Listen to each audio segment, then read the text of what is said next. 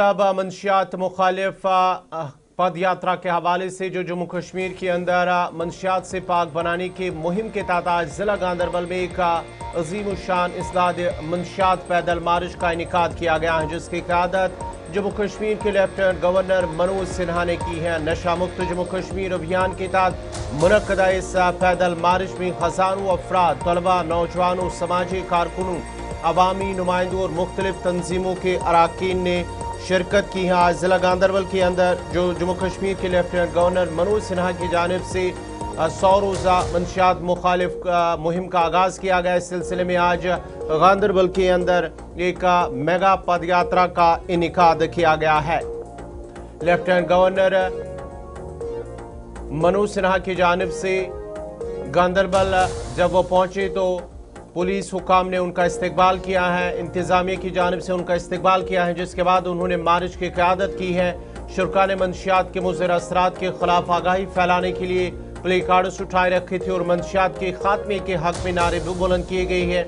इस मौके पर खिताब करते हुए लेफ्टिनेंट गवर्नर मनोज सिन्हा ने नौजवानों पर जोर दिया कि वो मंशियात से दूर रहें और एक सेहतमंद और नशे से पाक माशरे की तामीर में अपना किरदार अदा करें। उन्होंने कहा है कि मंशियात के नासूर के खात्मे के लिए अवामी ताउन और मुसलसल बेदारी निहायत ज़रूरी है।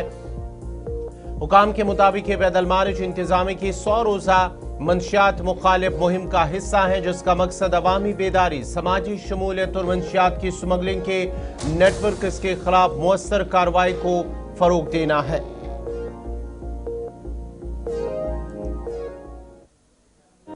दिन पहले हमने जम्मू कश्मीर में नशा मुक्त जम्मू कश्मीर अभियान की शुरुआत की थी।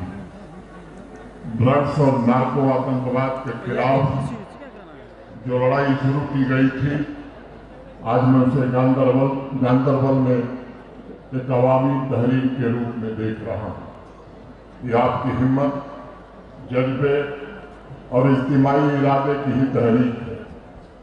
55 दिन पहले जम्मू की जमीन से मैंने कहा था कि अब बहुत हो चुका, और तब मैंने ये भी कहा कि हमारे बच्चों को ड्रग के जहर से निजात दिलाया ही जाएगा। मैंने ऐलान किया था कि हमारे परिवारों को नशे की लत द्वारा टूटने अब नहीं दिया जाएगा। मैंने ये भी कहा था कि हमारी आवाम को नार्को आतंकियों का बंधक भी नहीं बनने दिया जाएगा, जो आम लोगों की तकलीफ से लाभ कमाते हैं, अपने काले धन से हिंसा और आतंक को बढ़ावा देते हैं और हमारी युवा पीढ़ी को बर्बाद करते हैं। मैं समझता हूँ वह दिन किसी सरकारी कार्यक्रम की शुरुआत की नहीं, बल्कि नार्को आतंकियों के खिलाफ जंग का आरंभ था, जो हमारे नौजवानों की तवानाई को बर्बाद करना चाहते। जम्मू कश्मीर की हर पदयात्रा में मैंने दोहरे खतरे का जिक्र किया है, जिसका हम सब सामना कर रहे हैं। एक और ड्रग्स हमारे युवाओं के भविष्य को बर्बाद कर रहा है, उनसे उनकी सलाहियत, उनके सपने और उनके वकार छीन रहा है। दूसरी ओर ड्रग्स से होने वाली कमाई का इस्तेमाल आतंकवाद को फाइनेंस करने, हथियार खरीदने और हमारे गांव और शहर में हिंसा और आतंकवाद के द्वारा निरपराध और निर्दोष कश्मीरियों के खून बहाने में किया जा रहा है।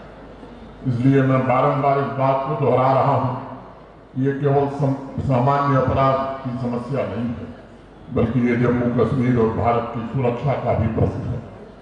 ये नौजवानों में नशे की लत का मुद्दा होने के साथ साथ हमारी आवाम के वजूद का भी सवाल है। हमारे पड़ोसी मुल्क में बैठे और जम्मू कश्मीर के भीतर बसे कुछ नार्को आतंकवादी इस ड्रग की सप्लाई में शामिल हैं।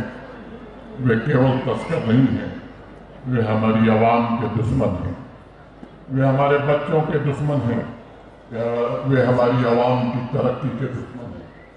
और मैं आज स्पष्ट करना चाहता हूँ कि नार्को आतंकियों को इसकी भारी कीमत चुकानी पड़ रही है और भविष्य में और ज्यादा कीमत चुकानी पड़ेगी। अनेक अवसरों पर इस बात का हमने जिक्र किया है। इस खतरे से लड़ने के लिए हमने हमारे प्रशासन के वरिष्ठ सहयोगियों मिलकर के 3 फ्रंट पर स्ट्रेटजी बनाई है। जो जितनी संवेदनशील है उतनी कठोर भी है। पहली रणनीति सप्लाई चेन को पूरी तरह से ध्वस्त करना, होल ऑफ गवर्नमेंट और होल नाज़रीन, अमन